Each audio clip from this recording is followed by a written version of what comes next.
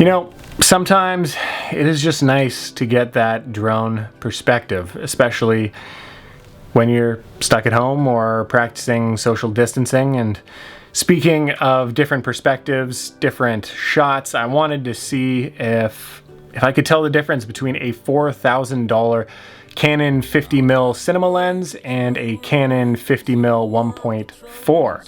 So I've gone out. Elena and I and Bear did a little hike close by our house.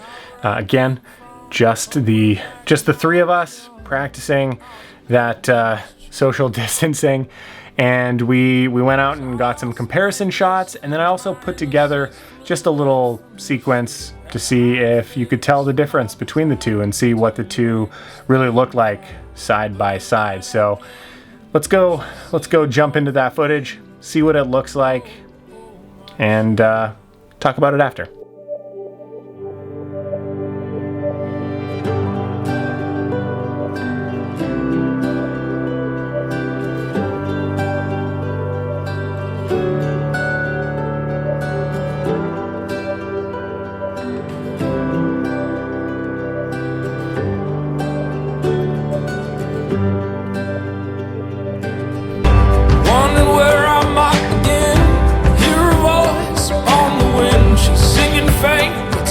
True, son, there ain't nothing you can do.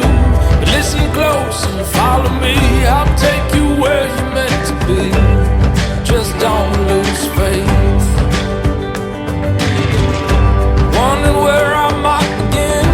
Hear her voice on the wind. She's singing faint, but singing true. Son, there ain't nothing you can do.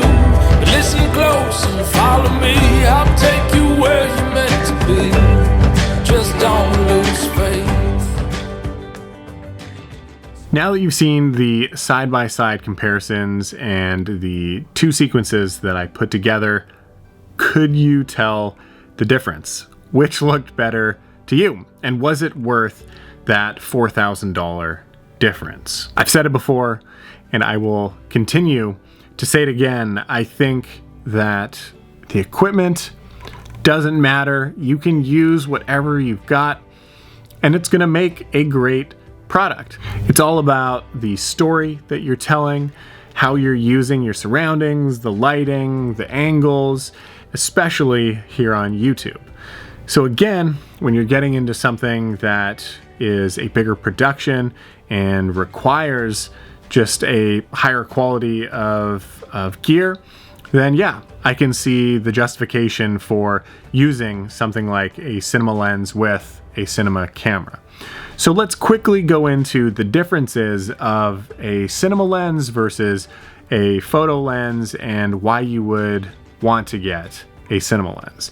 And for purposes on YouTube, spoiler alert, I don't think you really need it, especially if you're just doing vlogs.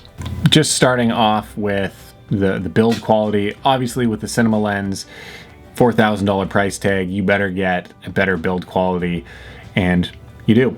With the Canon 50mm f1.4, you got plastic, it's pretty cheaply made, still great quality image, but yeah, I mean, build quality, you're gonna be getting what you pay for when it comes to a cinema lens. And it's not just the outside build quality, it's also gonna be that glass. And with a photo lens, you're gonna get a little bit of chromatic aberration or some distortion around the edges. With a cinema lens, the build quality with the glass is done in a way that you're not gonna get those kinds of issues as with a photo lens. The other big difference is T-stops compared to f-stops. And without really getting into the technical nitty-gritty, the T-stop just provides a more accurate and scientific way of kind of registering how much light is coming into the lens and hitting that sensor, compared to the f-stop that's kind of more of a rounded number. So that being said, with the T-stop, you're just getting a super accurate measurement of how much light is coming in, which is definitely needed on a high production, big budget shoot. Another thing that you are going to notice when comparing the cinema lens to a photo lens is just the focus control. With the cinema camera, you've got these really rigid grooves on the focus ring, which just allows you to set up a follow focus for somebody to be pulling focus while you got your camera operator doing their thing. So again, just on a higher budget shoot, you're going to have more people involved to make everything as precise as possible,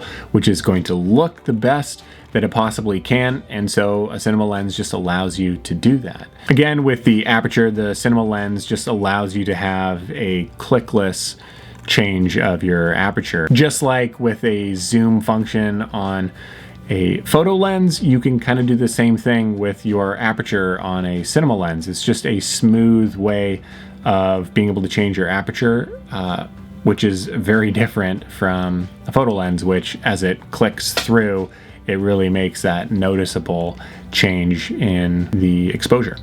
And maybe lastly, but maybe the most important, maybe not the most important, depending on what you think, but there is that cool factor when it comes to owning a cinema lens. But overall, in wrapping everything up, I don't think there's any reason for the average YouTuber or small creator to have a cinema lens.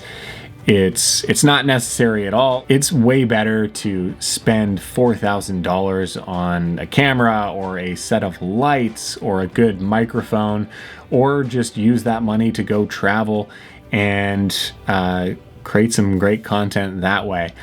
Again, I think you can use that money in a more effective and productive manner. And so it goes to show that the gear that you have, while it is important, isn't the end all be all, and you can create great content with whatever kind of gear that you have, whether that's an iPhone or a 50mm 1.4. So with that all being said, let me know if you could tell that there was a $4,000 difference in the quality, which lens that you would prefer getting. Do you own a cinema lens? And if you do, what do you use it for? I would love to know all of your thoughts. Make sure to like and subscribe and comment, all that good stuff. It really does help. And I will see you on the next video.